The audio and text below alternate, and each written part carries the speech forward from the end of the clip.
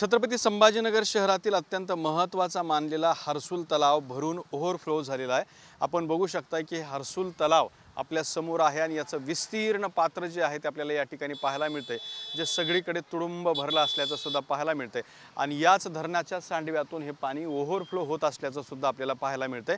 हर्सुल धरणामधून छत्रपती संभाजीनगर शहरातल्या 3 ते 4 वॉर्डांना पाणी पुरवठा केला जातो।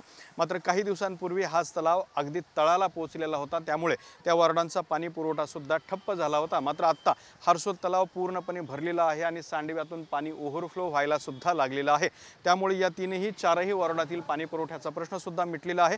त्याचबरोबर आपण जर बघितलं तर या धरणाचा सांडवा जो आहे तो सुद्धा साधारणपणे 500 मीटर पर्यंतचा विस्तीर्ण असल्याचं आपल्याला या ठिकाणी पाहायला मिळते आणि या संपूर्ण सांडव्यातून सध्या पाणी जे आहे ते खाली वाहत असताना सुद्धा आपल्याला पाहायला मिळते आणि याच पाण्यामध्ये खेळण्यासाठी बागडण्यासाठी छत्रपती संभाजीनगर शहरातल्या वेगवेगळ्या भागातली लहान मुलं, महिला आणि पुरुष सुद्धा या ठिकाणी जमा झाले असल्याचं आपल्याला पाहायला मिळते।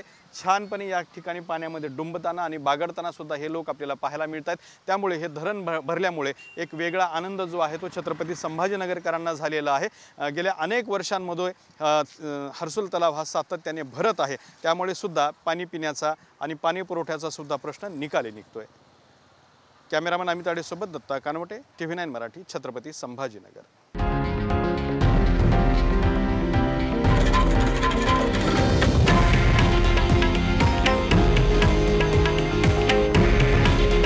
हे आहे देशातील नंबर 1 न्यूज नेटवर्क आणि आपण पाहत आहात TV9 मराठी।